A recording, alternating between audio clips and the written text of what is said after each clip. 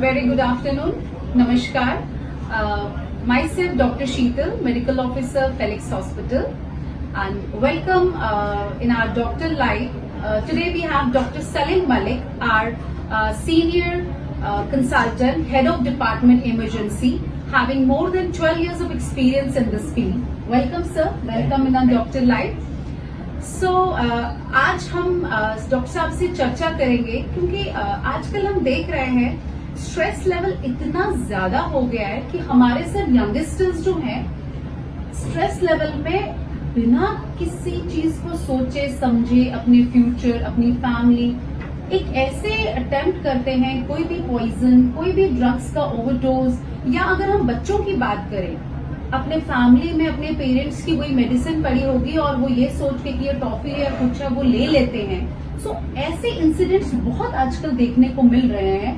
मुझे लगता है कि इमरजेंसी में आप कंटिन्यूस इतना टाइम स्पेंड किया है तो आपको इस चीज का बहुत ज्यादा एक्सपीरियंस है। सो इसीलिए आज हम आपसे बात करना चाहते हैं कि सर ये पॉइजनिंग आखिरकार है क्या, और अगर हम पॉइजनिंग की बात करें क्या ये बहुत सारे टाइप्स का होता है, क्या दवाइयों का जो ओवरडोज है वो और पॉइजनिंग कुछ दोनों में अंतर है। सो आज आपसे ये जानना चाहेंगे सर। बिल्कुल। नमस्कार सबको। बेसिकली कोई भी ऐसा पदार्थ हो जो हमें ऑल टुगेदर मेडिकल साइंस की तरफ से प्रिस्क्राइब नहीं किया गया है और उसका सेवन लिया जाता है किसी भी रीजन के कारण, तो उसको पॉइजनिंग कहते हैं हम। जबकि कोई भी हम मेडिकल दवाई या चीज जो होती है जो मेडिकली प्रिस्क्राइब्ड है किसी डॉक्टर से, उसका अगर ज्यादा सेवन किया जाए तो उसको हम ड्रग ओवरडोज कहते हैं। ये दुर्घटना है, दुर्भाग्य है हमारा कि आजकल के स्ट्रेस के जमाने में काफी लोग अपने हाथ में ले लेते हैं अपनी जिंदगी और गलत कदम उठा लेते हैं।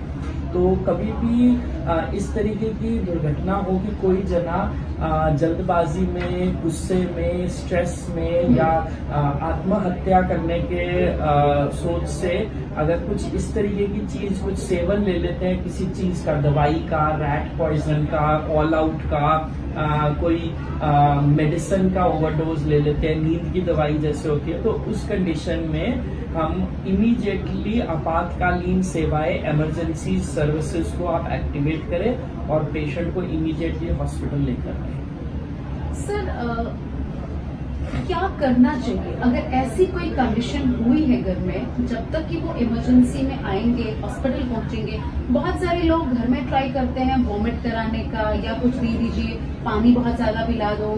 सो उस बारे में आप हमारे अगर व्यूअर्स को थोड़ा सा जागरूक करें कि उन लोगों को घर पे बैठ के उस टाइम पे जब तक वो हॉस्पिटल तक एंटर कर रहे हैं किन मेजर्स का, मतलब क्या चीज उनको ध्यान में रखना चाहिए?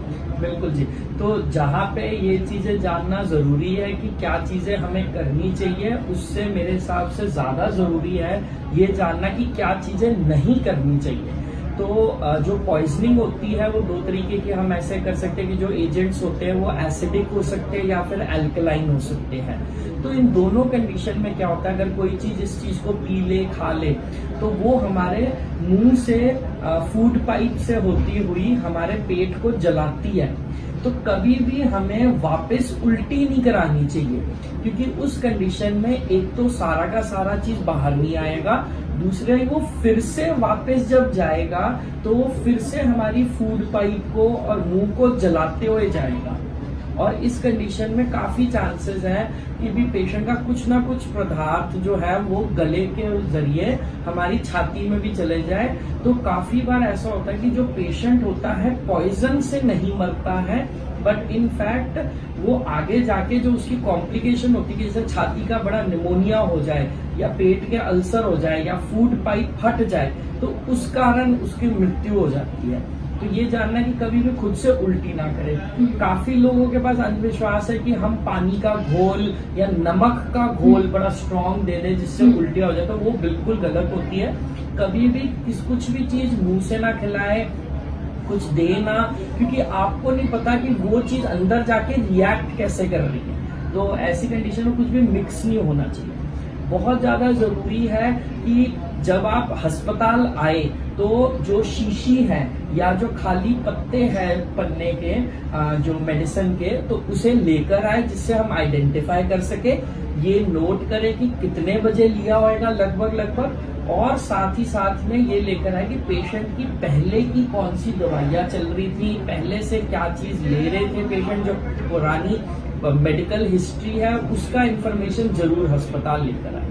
ओके सर, अगर हम फर्स्ट एड की बात करें तो फर्स्ट एड में क्या चीजें हम देते हैं अगर कोई ड्रग का ओवरडोज हुआ है या कोई पॉइजन हुआ, तो दोनों में कुछ अंतर तो होगा डेफिनेटली। जो बेसिक पॉइजन्स होते हैं या फिर ड्रग ओवरडोज काफी बार जैसे थायराइड की दवाइयाँ, नींद की दवाइयाँ, या फिर जैसे जो पेन किलर्स होते हैं पैरासिटामोल, डिस्प्रिन, एस्प्रिन, वो चीजें ज्यादा लोग ले लेते हैं।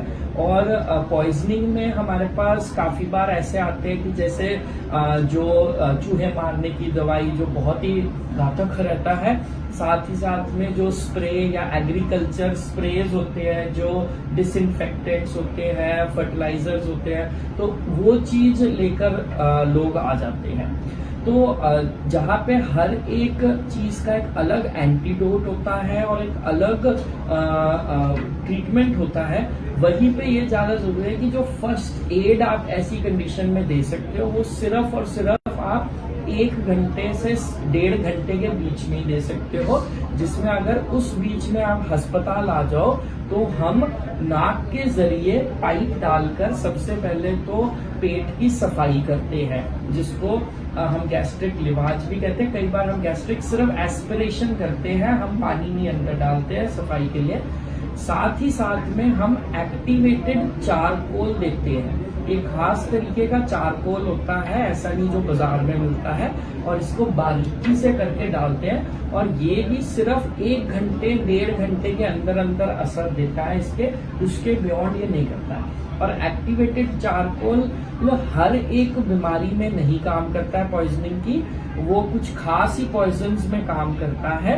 तो इसीलिए ये बहुत जरूरी है कि हम आपातकालीन सेवाओं को एक्टिवेट करें, एम्बुलेंस से पेशेंट को हॉस्पिटल ले जाएं, जिससे हम सही ट्रीटमेंट दे सके depending on the correct poison that is there. Sir, अगर हम बात करें छोटे बच्चों की, हमने बहुत बार देखा कि छोटे बच्चे टैबलेट ले लेते हैं, उसके बाद कुछ गिर गई होती है और पेरेंट्स को नहीं पता चलता।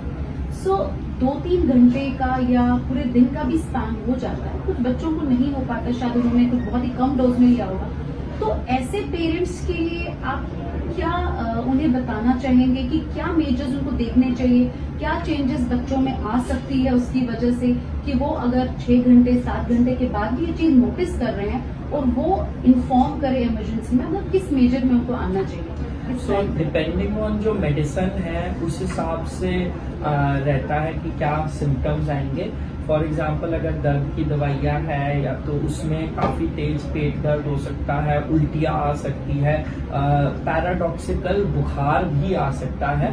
यहाँ तक कि कई दवाइयाँ ऐसी है जो ब्रेन को अफेक्ट करके, खासतौर से जैसे नींद की गोलियां है, तो उसमें ज्यादा बेहोशी आ रही है, बच्चे को ज्यादा सो रहा है, जो उठाने में दिक्कत आ रही है, साथ में दौरे आने की संभावना बहुत बढ़ जाती है। तो अगर इस तरह की कंडीशन हो तो आप सोच सकते हैं कि शायद कुछ अबनॉर्मल चीज खाई है, सेवन किया है।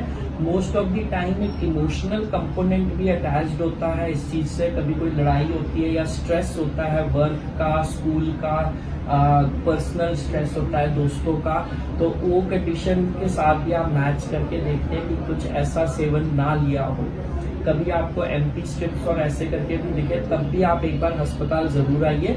तो उस केस में हम सिर्फ शॉर्ट एडमिशन करते हैं, जिसमें हम सिर्फ ऑब्जर्व करते हैं 6 घंटे, क्योंकि जितने भी पॉइजन या दवाइयाँ हैं उनका असर पहले 12 घंटे में जरूर आता है। तो मेरा यही पे मैं एक और चीज बताना चाहूंगा कि ऐसे मरीजों को जो भी जना ऐसा करता है वो बहुत ही मुश्किल का काम होता है। जो कोई अपना सुसाइड करने की कोशिश करता है तो वो बहुत ही हिम्मत वाला और मुश्किल काम होता है किसी के लिए। तो हमें इस समय उनके साइकोलॉजिकल एस्पेक्ट को भी रिकॉग्नाइज करना चाहिए और हमें डेफिनेटली इसको छोटा नहीं बनाना चाहिए। अगर किसी ने बाई चांस एक गोली भी एक्स्ट्रा ली है तो हमें उन उनकी साइकियाट्रिस्ट से, साइकोलॉजिस्ट से कंसल्टेशन करानी चाहिए कि क्या नौबत आ गई कि ऐसा करना है। और ये चीज बच्चों में भी बड़ी कॉमन है, तो उधर भी काफी ज्यादा जो बिहेवियरल साइंस हम कहते हैं वो यूटिलाइज कर सकते हैं हम चीजें ठीक करने के लिए। सर ऐसे सिचुएशन में क्योंकि पेरेंट्स या अटेंडेंट जो होता है वो बहुत ही परेशान होता है, तो कहाँ जाना है, कहाँ मतलब लाइक कोई इमरजेंसी नंबर हम हाँ जी। अपनी तरफ से दे सकें उनको बिल्कुल। कि हम जो सर्विस प्रोवाइड करते हैं बेस्ट से बेस्ट सर्विस, तो वो किस नंबर पे डायरेक्टली कॉल करके इमिडिएटली सो दैट उनका ट्रीटमेंट बहुत ही कम टाइम में जल्दी से जल्दी स्टार्ट होगा। आइडली तो करेक्ट एडवाइस यही है कि कभी भी ऐसी स्थिति आए तो आप अब नियरेस्ट इमरजेंसी, जो नियरेस्ट आपके जो सबसे पास आपातकालीन सेवाएं हैं, उधर इमीडिएटली जाए और एक बड़े अस्पताल जाए जहाँ पे ये सारी सुविधाएं हुए। फेलिक्स हॉस्पिटल नोएडा में हम फ्री एम्बुलेंस प्रोवाइड करते हैं ऐसी कंडीशन के लिए, कि पिक एंड ड्रॉप का फैसिलिटी रहता है। फेलिक्स हॉस्पिटल में आप अगर ये नंबर नोट करें 7290047401, तो एक बार फिर बता देता हूँ 7290047401 ये नंबर है। इस पे आप 24 घंटे कभी भी कॉल करेंगे तो आपकी डायरेक्ट बात हो सकती है इमरजेंसी के सीनियर कंसल्टेंट डॉक्टर से, जो आपको करेक्ट एडवाइस दे सकते हैं कि उसी समय क्या चीज करनी है, पेशेंट को घर से लाते समय भी कैसे करना है। अगर एम्बुलेंस की सुविधा आपको चाहिए तो वो भी अरेंजमेंट में आपकी मदद कर सकते हैं। Thank you so much sir, thanks a lot. तो देखा आपने, आज डॉक्टर साहब ने हमें इतने साफ शब्दों में समझाया कि सबसे पहले तो अपने स्ट्रेस लेवल को कम कीजिए, ठीक है। कहीं ना कहीं जो हम ये अटेम्प्ट कर रहे हैं वो बहुत ही गलत कर रहे हैं, अपने आप के साथ, अपनी फैमिली के साथ, या जो मिसहैपनिंग्स हो रही हैं बच्चों के साथ, कभी अचानक से जो दुर्घटना हो रही है उसको हमें नहीं, उसको हम कैसे खत्म कर सकते हैं, कैसे मेजर्स हम घर में भी उठा सकते हैं, हमें पेरेंट्स को या घर में जो है कैसे लुक आफ्टर करना है, अपनी दवाइयों का खुद ध्यान रखना है कि दवाइयां बच्चों के सामने इतनी ओपनली ना खाएं और ना रखें, ये बहुत जरूरी चीज है।